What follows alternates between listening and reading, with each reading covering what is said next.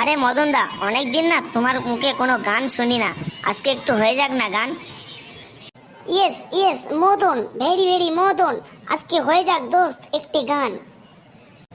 আরে মদন দা, আজকে না একটা গান বলো না, অনেক দিন ধরে না তোমার মুখে কোনো গান শুনি না, আজকে মনটাও একটু ভালো নেই, একটু আমাদেরকে মনটা ভালো করে জাগ্রত করে দাও না একটি গান শুনিয়ে।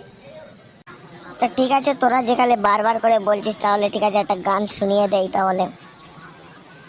বুঝে চলে যাও, যত খুশি ব্যথা দাও, সব ব্যথা নীরবে সইব বন্ধুরে, তোমার লেখা গান আমি গাইব।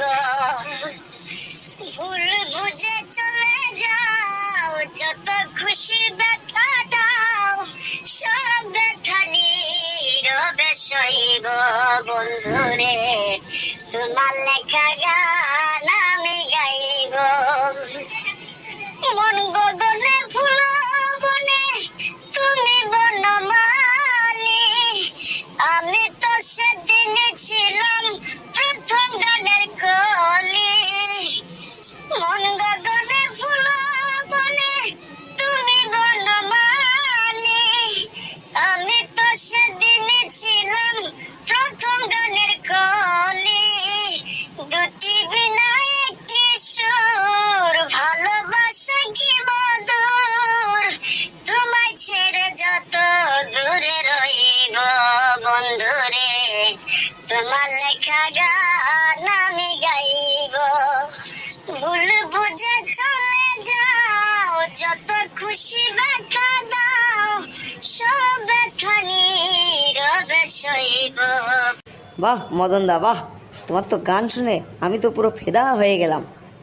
আরে মদন দা, তোমার গান শুনে তো সেই জরিনার কথা মনে পড়ে গেল। আরে বল্টু, সে জরিনা আবার কে? আরে দোস্ত, আর কি বলবো, জরিনার সাথে আমি প্রেম করতাম, জরিনা আমার ধোকা দিয়ে চলে গিয়েছে। এই সবাই চুপ, স্যার আসছে। Good morning sir. আরে এখন গুড না ব্যাড, একটু পরেই তোরা বুঝতে পারবি, এখন তোরা সকলেই বস। Thank you sir. তা স্কুলের মধ্যে এত কিসের গান বাজনা বাজছিল রে?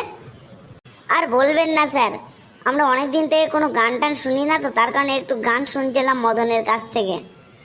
কি রে মদন, এসব কি শুনছি? স্যার আমি গান বলিতেছিলাম না, এরা আমাকে বলিতে বলেছিল তাই আমি বলিতেছিলাম। তুই কি তাহলে কি বড় কি শিল্পী হয়ে গেছিস যে স্কুলের মধ্যে গান বলা চালু করে দিয়েছিস? কেন স্টেডিয়ামে গিয়ে গান বলতে পারিস না? এটা স্কুল, স্কুলের মধ্যে গান বলছিস, এটা কি সারেগামার আসর পেয়েছিস যে স্কুলের মধ্যে গান বলছিস? তা তোদের যে আমি যে পড়াটা দিয়েছিলাম, তোরা কি আজকে কি পড়াটা পড়ে এসছিস? স্যার আমি পড়াটা পড়ে এসেছিলাম, মদনের গানটা শোনা মাত্রই আমি পড়াটা ভুলে গিয়েছি স্যার। মনে হচ্ছে তোদের পিঠের চামড়া না গুটিয়ে নিতে হবে, মদনের গান শুনে তোরা পড়া ভুলে যাচ্ছিস। তা বসকে আজকে তুই একটা রচনা বলতো। স্যার আমি কিসের রচনা বলবো স্যার? তুই আজকে একটি ছাগলের রচনা বলতো। আরে ফসকে দা, তুমি ছাগলের রচনা পারবে তো?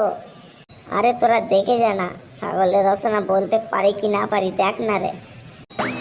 ছাগল হলো একটি অবলা জন্তু। ছাগলের মাংসের কেজির দাম হলো 800 টাকা কেজি। ছাগলের 4টি পা আছে, 2টি রসগোল্লার মতো 2টি চোখ আছে, 2টি কান আছে, 2টি শিং আছে। ছাগলের বাচ্চা হয় 4-5টা করে।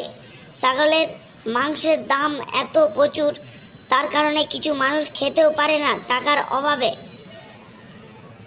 আরে বেটা বেয়াদব, আগে তুই সেইটা বল যে আমি মাংসর দাম শুনে আমি খেতে পারি না, না বলে তুই অন্য লোকের দোষ কেন চাপাচ্ছিস? স্যার আপনি বলুন, 800 টাকা যদি কেজি হয় তাহলে আমি কি করে কিনবো? কারণ আমি তো ইনকাম করতে পারি না, বাবাও তো খাটতে পারে না, তাহলে আমি কিভাবে মাংস কিনবো? ওই মাংসর দোকানের সামনে দিয়ে যাই আর মাংস দেখি, আর কি করব? কেন রে, তোর বাবার কি হয়েছে যে তোর বাবা খাটতে পারে না? স্যার আর লজ্জার কথা কি বলবো স্যার? কেন কি হয়েছে বল না রে, কি এমন লজ্জার কথা যে তোর বাবা করেছে সেটা বল দেখি। স্যার ও বলতে লজ্জা পাচ্ছে তো, ঠিক আছে আমি বলছি। স্যার ওর বাবা জরিনার সাথে ধরা পড়েছিল, ধরা পড়ার কারণে পাবলিকে রামদোলাই দিয়েছে, তার কারণে পা ভেঙে গিয়েছে একটা পা, তাই কারণে সে খাটতে পারে না ওর বাবা। স্যার তো তুই এইসব খবর কোথা থেকে পালি রে? স্যার সেই দিন আমি এই জরিনার বাড়ির পাশ দিয়ে ওখান থেকে যাচ্ছিলাম, সেদিন দেখি কিছু মানুষ ধরে একটা লোককে মারছিল, তার কারণে আমি সেখানে গিয়েছি, গিয়ে দেখি যে ফস্কের বাবাকেই মারছে। স্যার তা ঠিক আছে, আজকে আমি তোদের ক্লাস নেব না, কালকে তোদের আমি ক্লাস নেব, কারণ আমার একটা জরুরি মিটিং পড়েছে, আমি পরে তোদের ক্লাসটা নেব। কি ব্যাপার স্যারের এমন কি এত জরুরি দরকার পড়লো যে স্যার আমাদের ক্লাস না নিয়ে চলে গেল? আরে স্যারের কি জরুরি দরকার পড়লো স্যার জানে, অত জেনে আমাদের কি লাভ আছে? আমাদের আরও তো ভালো হলো আজকে গিয়ে ওই পাড়ার জরিনাদের বাড়ির পাশে গিয়ে আমরাও দেখবো কি করতে পারি না পারি। যেরকম ফস্কের বাবা গিয়েছিল রামদোলাই খেলো, আমরাও একটু যাই দেখি কেন রামদোলাইটা খেলো।